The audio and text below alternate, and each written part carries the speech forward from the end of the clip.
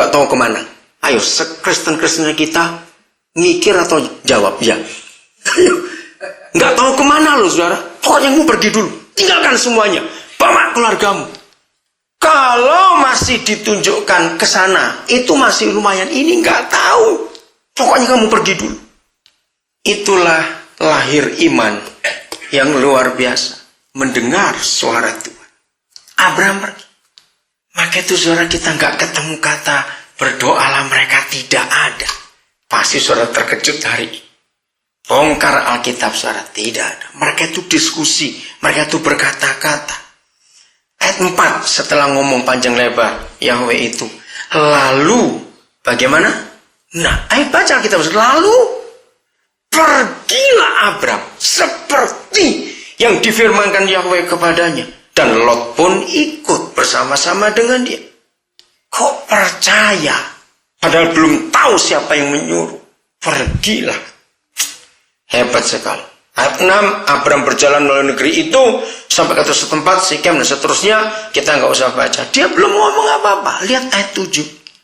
Ketika itu Yahweh menampakkan diri kepada Abraham dan berfirman, aku akan memberikan negeri ini kepada keturunan. Belum tahu apa-apa. Terus ayat 8, kemudian Abraham pindah dari situ ke pegunungan sebelah timur Betel.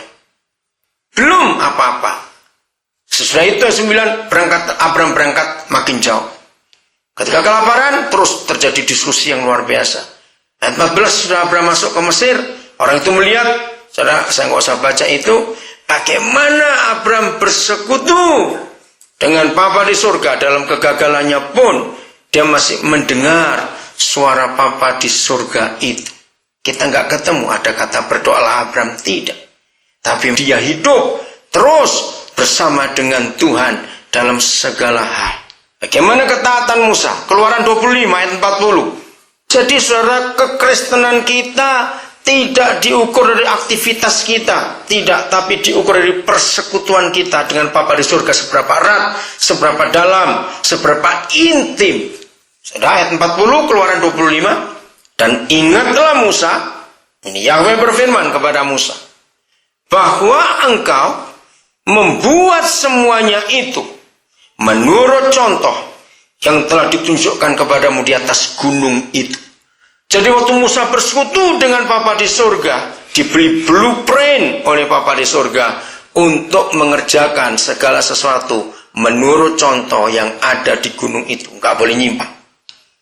Berarti Musa bersekutu dengan Bapa dan melakukan. Keluaran 33 ayat 12 dulu. Menggunakan kata apa? Ayat 12 itu. Lalu bagaimana? Ayo, lalu bagaimana? Berkatalah Musa kepada Yahweh. Nah, coba saudara baca baik-baik. Di dalam istilah agama, Musa sedang apa? Memang engkau berfirman kepadaku, suruhlah bangsa ini berangkat. Tetapi engkau tidak memberitahukan kepadaku siapa yang kau utus. Dan seterusnya. Ini Musa sedang apa? Nah, ayo saya tanya ini. Musa sedang berdoa. Loh, betul tidak? Karena dia sedang ngomong dengan Bapa di surga, kan berdoa bukan? Loh, saya tanya iya atau tidak? Tapi mengapa Alkitab tidak menulis berdoalah Musa kepada Yahweh? Tapi berkatalah Musa. Ini bukti, saudara, bahwa kata doa dan sembahyang tidak ada di kitab suci kita. Tapi bersekutu, berdialog, bertanya. Hebat sekali. Baca nanti seluruh kehidupan Musa, termasuk Yusuf. Bahkan dalam penderitaannya seberat itu pun dia nggak berdoa, nggak terus berdoalah Yusuf, tidak. Yusuf bersekutu, dia tanya, dia diskusi dengan Bapa di surga, sekalipun dalam penjara. Maka itu ketika kita sibuk doa ini, doa itu dan sebagainya, ternyata Papa tidak inginkan kita seperti itu. Nah, karena Musa berkata, dia 12, Keluaran 33, maka ayat 14 setelah Musa berkata, apa yang ditulis di ayat 14 Keluaran 33? Lalu, ia berfirman, ya pasti dijawab. Karena berkata, ada diskusi, ada dua arah.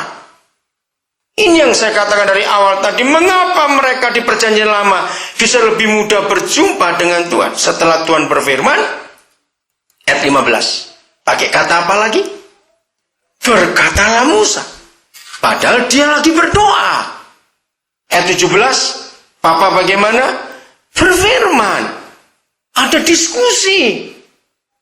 Seharusnya saudara dan saya bisa jauh lebih akrab daripada mereka di perjanjian lama kepada Papa di surga.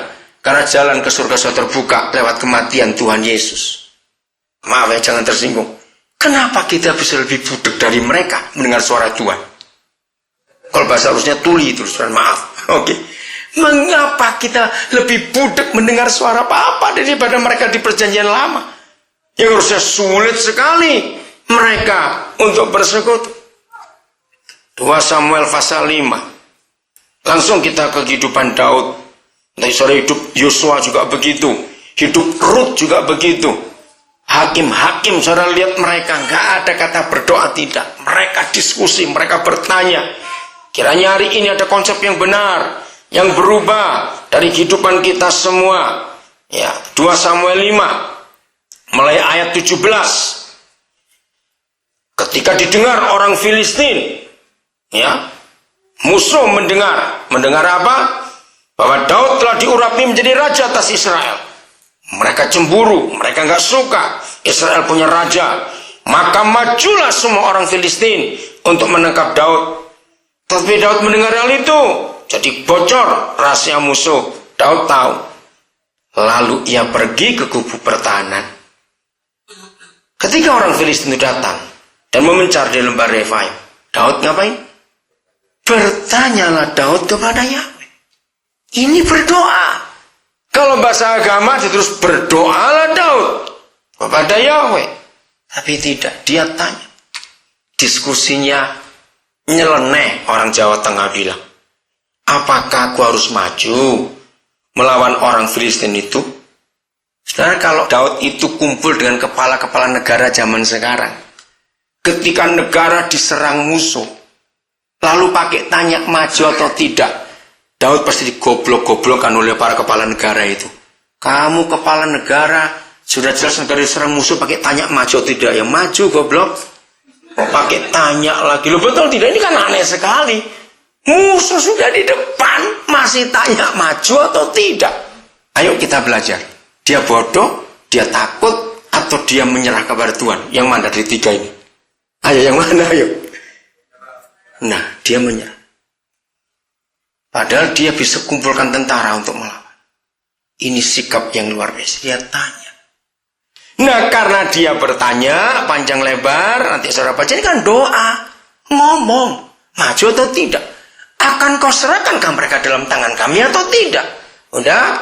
Lalu lihat ayat yang ke-19 juga. Masih bagian tengah. Yahweh bagaimana? Ayo baca Alkitab saudara. Yahweh bagaimana? Menjawab. Nah, ada dua arah saudara. Karena ditanya ya dijawab. Berapa kali kita cuma teriak tolong Tuhan, Tuhan tolong Tuhan, Tuhan tolong Tuhan. Belum dijawab kita sudah amin, kita sudah pergi. Tuhan bingung kemana ini anak terus hilang, tidak ada di sini.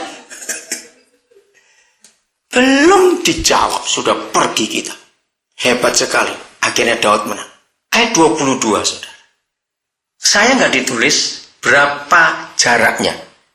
Minggu atau bulan kita tidak tahu. Ayat 22. Ketika orang Filistin maju sekali lagi. Nah ini kita nggak tahu. Minggu atau berapa bulan kita nggak tahu. Ayo kita belajar. Kalau Daud model seperti kita. Berapa saat yang lalu musuh yang sama datang lagi.